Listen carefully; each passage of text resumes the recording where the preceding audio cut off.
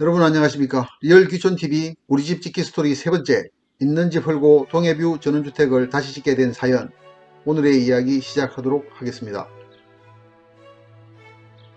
제가 지난번 영상 전원주택 절대 짓지 사지 마세요 편에서 전원주택은 짓거나 사는 목적이 확고하지 않다면 짓지도 사지도 말라고 설명드렸었죠.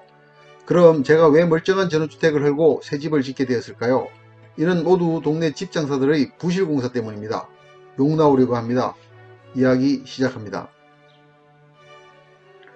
2017년 4월 11일이었네요. 귀촌지역을 동해바다 지풀은 강원도 양양으로 정하고 계곡부터 바닷가까지 여기저기 땅을 알아보고 다니던 때입니다. 이미 멀지 않은 옆 동네에 먼 바다가 겨우 보이는 땅 10터 400여 평을 사둔 상태에서 사진 속 전원주택과 부속농장 1700여 평의 터를 마주하게 되었습니다. 집터의 3면이 아름드리 소나무숲 언덕으로 쌓여있고 동쪽은 400m 앞에 동해바다를 내려다보고 있는 새둥지처럼 아늑한 곳이었습니다. 때마침 춘삼월이라 복숭아꽃, 살구꽃, 아기진달래, 개나리들이 허드러지게 피어 있었지요. 집주인은 부모님 뻘이신데 10여 년 전 동네 집장사가 지어놓은 집을 터가 너무 마음에 들어 바로 사셨다고 합니다. 저도 이 터가 마음에 너무 꼭 닿아 처음 보는 당일날 바로 계약을 했으니 집주인 아버님이 10여 년 전 하신 일을 반복하게 된 것입니다. 이런 걸 인연이라고 하죠. 전원주택의 옆으로는 작은 정자가 소담하게 자리했고 뒤편은 9m 경사지 언덕밭에 각종 과수, 오갈피, 엄나무 등이 자라고 있었습니다. 이렇게 전원주택을 사서 가꾸며 은퇴 준비를 하고 있던 2019년 초 가을 강력한 태풍 수해를 겪게 되었습니다. 조금 불안하던 집 뒤 언덕의 토사가 무너져 내렸는데 많지도 않은 덤프트럭 한 대 분량 정도였습니다.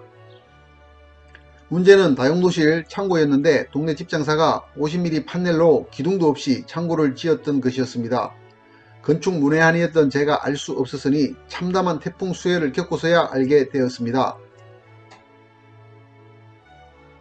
TV에서만 보던 상황이 제 눈앞에 벌어졌으니 그것도 우리 가족이 자고 있던 새벽에 터진 사건이니 그때를 생각하면 지금도 정말 아찔합니다. 토사방지를 위한 석축도 없었고 기둥도 없는 판넬 창고를 지어놓은 동네 집장사 정말 욕나오더군요. 그렇다고 얼굴도 모르는 집장사 욕하고만 있을 수 없었으니 이때부터 건축, 토목 관련 공부를 엄청 했답니다. 태풍 수해를 겪고 며칠 지나 마음이 안정된 후 이 집을 새로 지을까 그냥 고쳐서 살까에 대한 고민을 하게 되었습니다. 아직은 은퇴 시기도 많이 남아있고 집 짓는 비용도 만만찮으니 우선 수리해서 몇 년 더 살기로 하였는데요. 이 결정이 패착이었음을 아는 데는 1년밖에 걸리지 않았네요. 무슨 일이든 한번 할 때 제대로 해야 한다는 것 누구나 다 알지만 돈 때문에 임시방편을 쓰게 되지요. 하지만 나중에 더 큰 비용을 지불하게 된다는 것, 리얼귀촌TV 시청자분들은 저처럼 하지 않으시죠? 우선 완파된 기둥도 없는 판넬 창고를 허물었습니다. 그랬더니 집 앞 전체에 설치된 방부목 데크를 창고 앞쪽만 잘라내야 하는 상황이 되었네요. 그래서 관리가 안되어 낡고 녹슨 데크를 완전히 드러내고 집 앞 석축을 다시 쌓고 현관 앞에는 작은 잔디마당을 만들기로 하였습니다. 많은 분들이 오셔서 열심히 일해주고 계시는데요. 이런 작은 일거리는 전문 건설업체에서 거들떠 보지도 않으니 제가 부실공사 원흉이라고 비난했던 동네 집장사분들께 일을 맡겨야 했네요. 참 역설적 상황이죠. 새로 지을 창고 뒤편에 석축을 쌓는데 무너지면 흙더미보다 100배 1000배 위험하다고 높게 쌓을 수가 없다네요. 현관 앞마당을 만들기 위한 석축을 새로 높게 쌓고 있습니다. 굴삭기도 2대나 동원되었는데 또 다른 부실공사 현장을 목격하게 되었습니다. 현관 앞 데크 아래에 공간이 붕 떠 있었는데요. 블럭으로 기둥삼아 한 줄 쌓아 올리고 그 위에 목재 합판되고 철근 몇 가닥 넣고 부슬부슬한 시멘트만 부어 두셨네요. 이런 된장. 이런 부실공사만 하고 다니니 일부겠지만 동네 집장사들 욕먹을 만하죠. 눈에 보이지 않는 곳은 대충 틈새마다 쓰레기 쑤셔넣기. 동네 집장사 일 시키시려거든 공사 내내 직접 보며 감독해야겠습니다. 전화위복. 창고 및 현관 앞 석축 공사하면서 중장비들이 동원된 김에 집 앞에 심하게 굴곡진 넓은 땅의 평탄화 작업도 시작하였습니다. 마침 옆 토지주께서 산을 밭으로 만드신다길래 그 흙을 받아서 일부 메꾸고 부족한 것은 실어드렸네요. 돈 주고 실어드린 팔목 발파석과 흙이 엄청납니다. 공사가 끝나가니 제 토지가 엄청 멋지게 변했습니다. 이러니 전화위복이라고 하지요. 넓은 밭 평탄화 작업을 하면서 밭 가운데 있던 전주, 통신주도 대지 경계로 이설하였습니다. 한전과 KT에 전주 이설 신청을 하니 담당자분들이 실사를 오셨고 시간은 꽤 걸렸지만 작업팀들이 오셔서 이설해 주셨습니다. 이런 정보는 잘 알아두셨다가 필요시 꼭 이용하시기를 권합니다. 상황에 따라 다르겠지만 저는 한 푼도 안 들이고 무료로 하였거든요. 여기까지는 다 좋았습니다. 전화위복이라고 창고는 무너졌지만 더 좋은 창고를 지었고 현관 앞에 작고 이쁜 마당도 생겼고 넓고 평평한 밭도 생겼으니까요. 그런데 채 1년도 지나지 않아 집 뒤 언덕이 다시 무너지는 사고가 터졌는데요. 근래에 한반도가 아열대 기후로 바뀌면서 강한 태풍과 물폭탄이 자주 쏟아지잖아요. 특히 동해안이 심한데 저희 집도 바다를 바라보고 있으니 영향이 크게 오네요.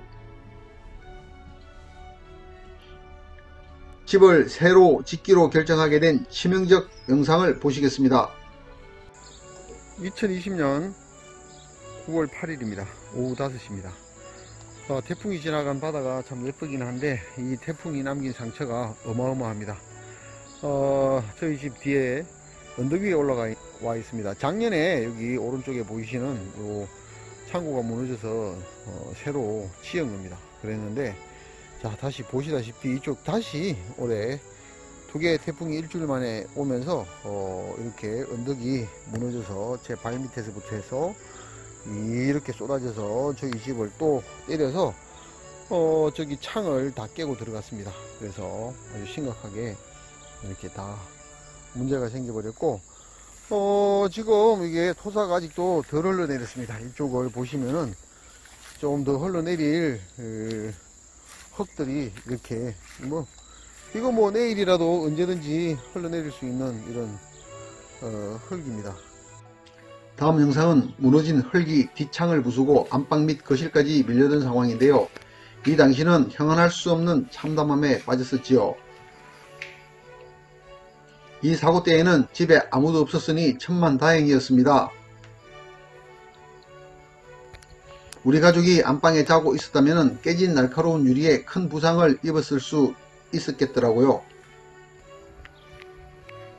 이 현장을 먼저 목격한 주위분들께서 정말 감사하게도 안방으로 밀려든 흙더미를 치워주고 가셨네요. 손술의 한차 분량이 넘었답니다. 거실까지도 흙물이 흘러들었으니 자연재해는 정말 무섭습니다. 뒷언덕이 부실한데도 생각 없이 뒷창을 거실 바닥 수준까지 만들어뒀으니 이 부실 덩어리 집을 어찌 헐지 않을 수 있겠습니까? 집을 하루 이틀 만에 바로 지을 수 없으니 우선 사용 가능한 정도로 응급복구만 하였습니다. 뒷마당에는 미니 굴삭기도 들어갈 수 없이 좁아서 제 손으로 다 해야만 했습니다. 열기촌TV 가족 여러분, 영상 잘 보셨나요?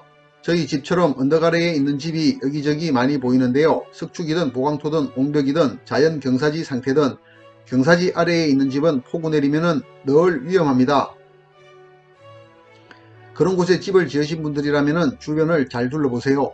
그 위험이 현실화되기 전까지는 잘 인식하지 못하게 되지요. 저도 그랬으니까요. 이런 태풍 폭우 피해를 두 차례나 겪고 난 후 저는 저희 가족의 안전을 위해서 튼튼한 집을 짓기로 하였습니다. 이제 어떤 집을 어떻게 지을지 고민하기 시작하였습니다. 튼튼하고 예쁘고 기능적인 집, 우리 가족이 안심하고 지낼 수 있는 쉼터, 이러면은 되지 않겠습니까? 엄청난 재해를 겪은 만큼 싸게 대충 짓는 집은 사양합니다. 저와 함께 집 짓기에 동참해 보시겠습니까? 긴 영상 시청해 주셔서 감사합니다.